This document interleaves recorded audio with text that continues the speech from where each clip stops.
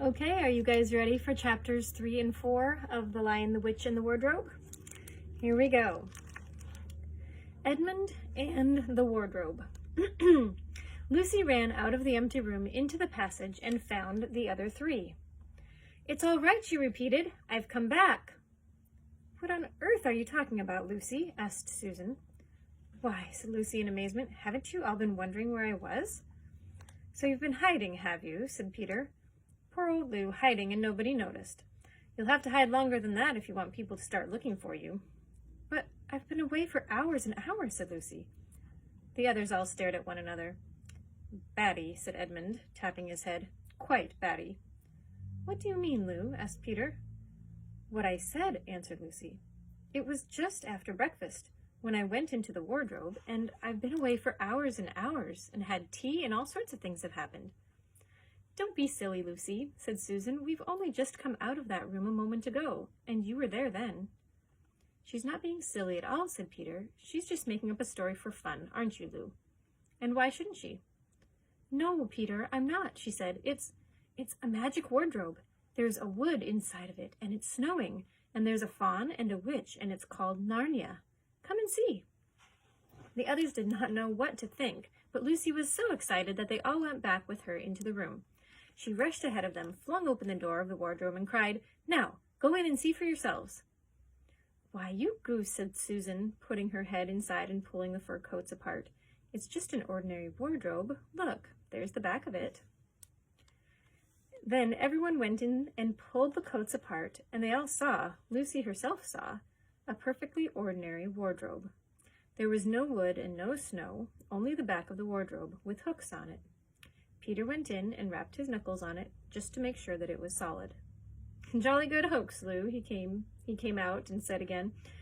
"You've really taken us in, I must admit. We half believed you." "But it wasn't a hoax at all," said Lucy. "Really and truly. It was all different a moment ago. Honestly it was, I promise." "Come, Lou," said Peter. "That's going a bit far. You've had your joke. Hadn't you better drop it now?" Lucy grew very red in the face and tried to say something, though she hardly knew what she was trying to say, and burst into tears. For the next few days she was very miserable. She could have made it up with the others quite easily at any moment if she could have brought herself to say that the whole thing was only a story made up for fun. But Lucy was a very truthful girl, and she knew that she really was in the right, and she could not bring herself to say this. The others, who thought she was telling a lie, and a silly lie too, made her very unhappy. The two elder ones did this without meaning to do it, but Edmund could be spiteful, and on this occasion he was spiteful. He sneered and jeered at Lucy and kept on asking her if she found any other new countries and other cupboards all over the house. What made it worse was that these days ought to have been delightful. The weather was fine, and they were out of doors from morning to night, bathing, fishing, climbing trees, and lying in the heather. But Lucy could not properly enjoy any of it. And so things went on until the next wet day.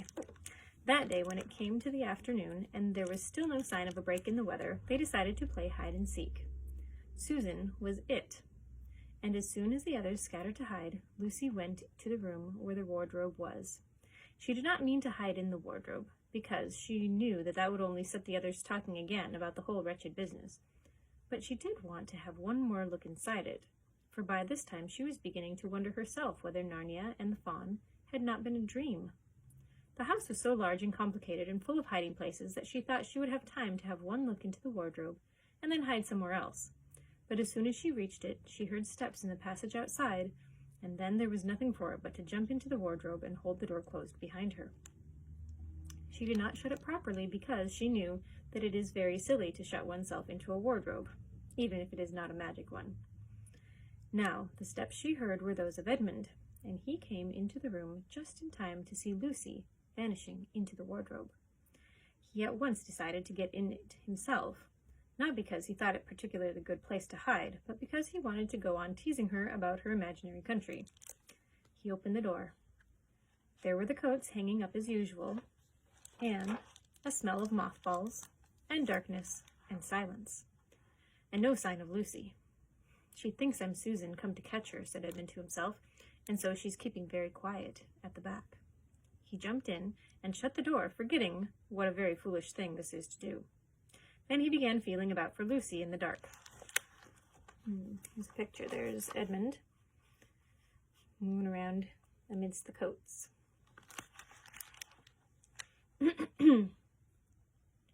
He had expected to find her in a few seconds and was very surprised when he did not.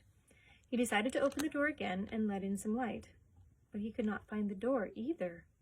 He didn't like this at all and began groping wildly in every direction. He even shouted out, "Lucy! Lou! Where are you? I know you're here." There was no answer, and Edmund noticed that his own voice had a curious sound, not the sound you'd expect in a cupboard, but a kind of open-air sound. He also noticed that he was unexpectedly cold, and then he saw a light. "Thank goodness," said Edmund. "The door must have swung open of its own accord." He forgot all about Lucy and went toward the light, which he thought was the open door of the wardrobe.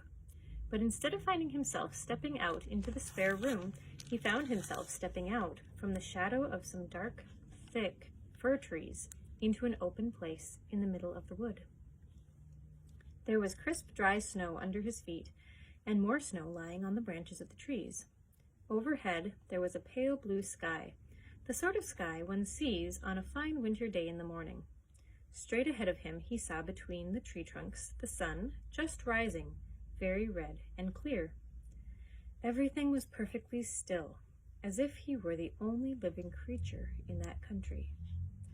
There was not even a robin or a squirrel among the trees, and the woods stretched as far as he could see in every direction. He shivered. Now he remembered that he had been looking for Lucy, and also how unpleasant he had been to her about her imaginary country, which now turned out not to have been imaginary at all. He thought that she must be somewhere quite close, and so he shouted, "Lucy! Lucy, I'm here too! Edmund!" There was no answer.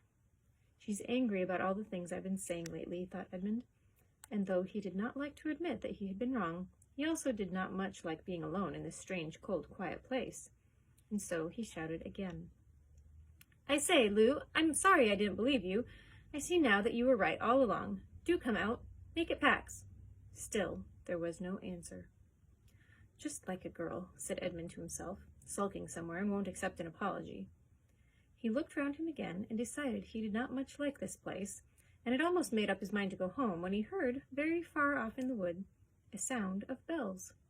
He listened, and the sound came nearer, and at last there swept into sight a sledge drawn by 2 reindeer.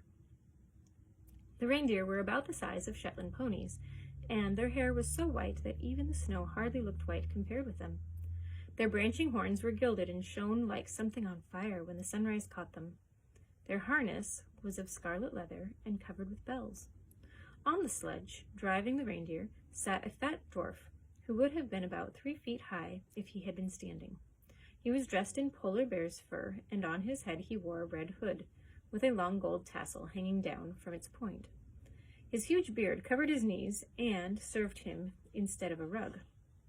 But behind him, on a much higher seat in the middle of the sledge, sat a very different person, a great lady, taller than any woman that Edmund had ever seen. She also was covered in white fur up to her throat, and held a long, straight golden wand in her right hand, and wore a golden crown on her head. Her face was white, not merely pale, but white like snow or paper or icing sugar, except for her very red mouth. It was a beautiful face in other respects, but proud and cold and stern. The sledge was a fine sight as it came sweeping toward Edmund, with the bells jingling and the dwarf cracking his whip, and the snow flying up on each side of it. "Stop!" said the lady, and the dwarf pulled the reindeer up so sharp that they almost sat down. Then they recovered themselves and stood champing their bits and blowing. In the frosty air, the breath coming out of their nostrils looked like smoke. "And what, pray, are you?" said the lady, looking hard at Edmund. My name's Edmund," said Edmund, rather awkwardly. He did not like the way she looked at him. The lady frowned. "Is that how you address a queen?" she asked, looking sterner than ever. "I beg your pardon, your majesty, I didn't know," said Edmund. "Not know the Queen of Narnia?" cried she. "Ha! You shall know us better hereafter. But I repeat, what are you?" "Please, your majesty," said Edmund, "I don't know what you mean." I'm at school, at least I was. It's the holidays now.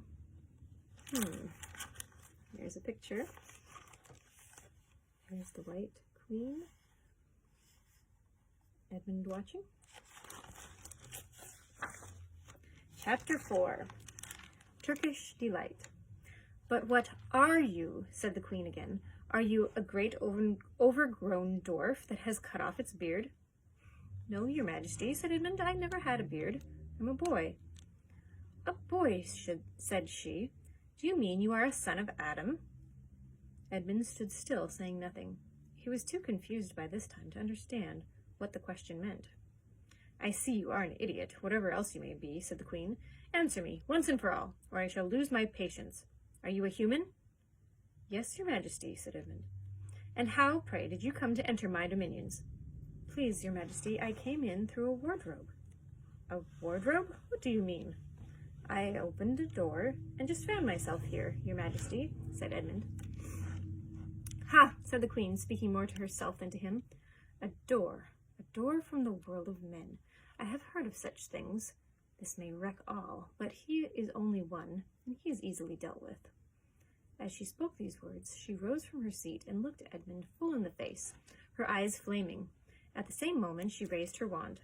Edmund felt sure that she was going to do something dreadful, but he seemed unable to move. Then, just as he gave himself up for lost, she appeared to change her mind. "My poor child," she said in a different voice, "how cold you look. Come and sit with me here on the sledge, and I will put my mantle around you, and we will talk." Edmund did not like this arrangement at all, but he dared not disobey. He stepped onto the sledge and sat at her feet, and she put a fold of her fur mantle around him and tucked it in well. "Perhaps something hot to drink," she said. "Would you like that?" "Yes, please, your Majesty," said Edmund, whose teeth were chattering. The Queen took from somewhere among her wrappings a very small bottle, which looked at first as if it were made of copper.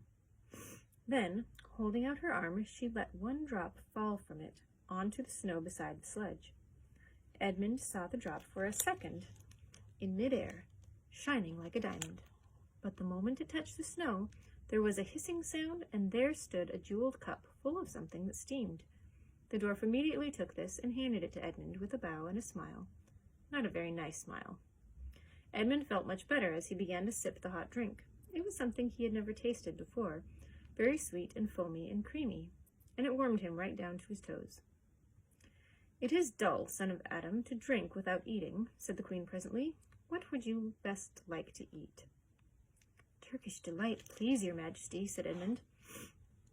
The Queen let another drop fall from her bottle onto the snow, and instantly there appeared a round box tied with green silk ribbon, which, when opened, turned out to contain several pounds of the best Turkish Delight.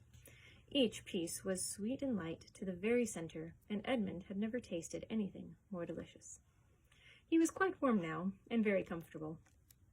While he was eating, the Queen kept asking him questions. At first Edmund tried to remember that it is rude to speak with one's mouth full, but soon he forgot about this and thought only of trying to shovel down as much Turkish Delight as he could, and the more he ate, the more he wanted to eat. He never asked himself why the Queen should be so inquisitive.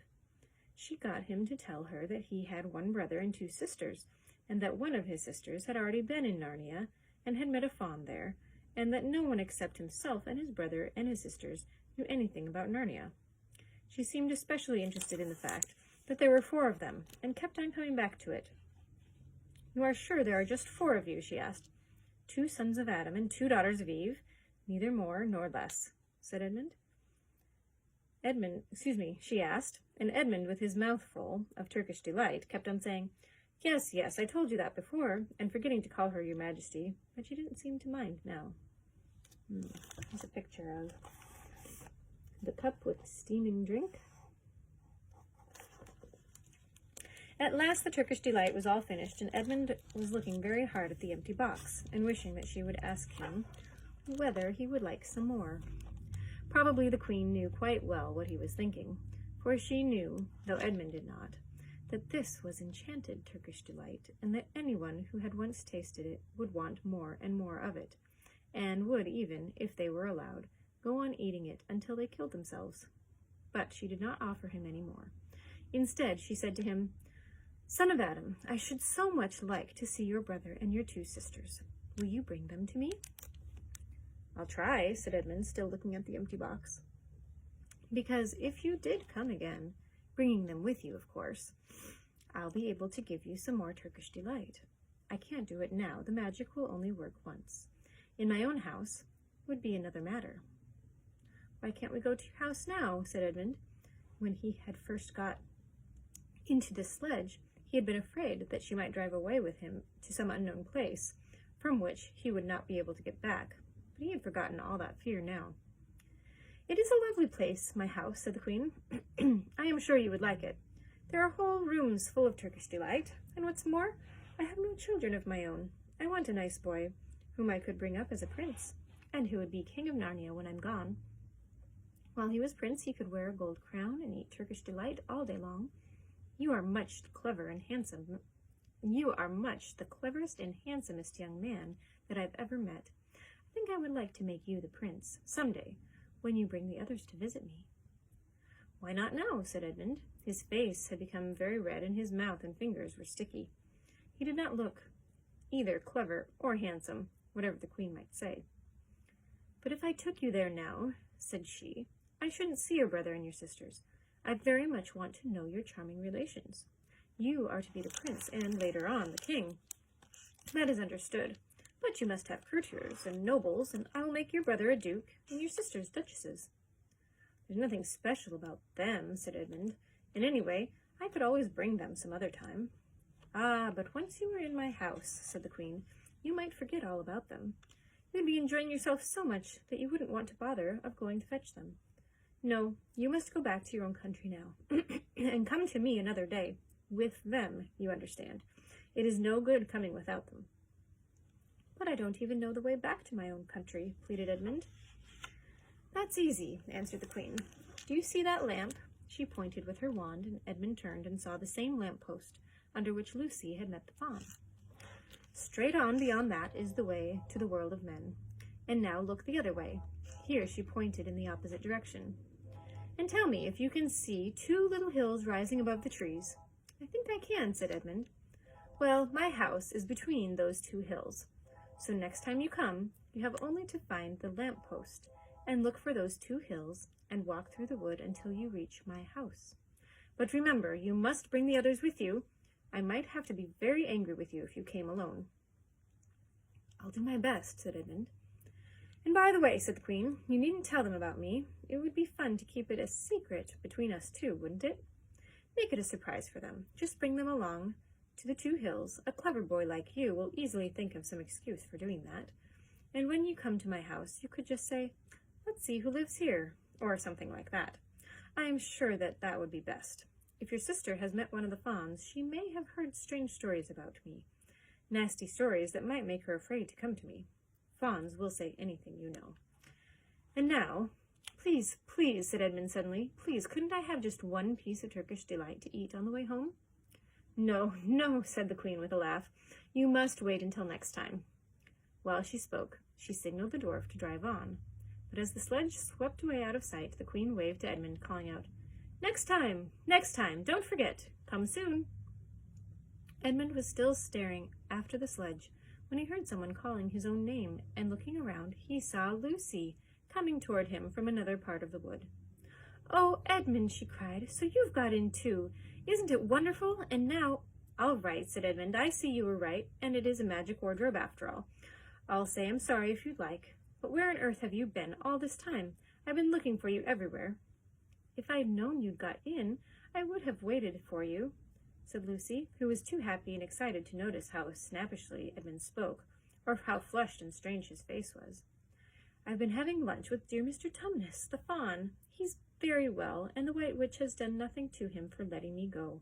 So he thinks that she can't have found out, and perhaps everything is going to be all right after all." "The White Witch?" said Edmund. "Who's she?" "She's a perfectly terrible person," said Lucy. "She calls herself the Queen of Narnia,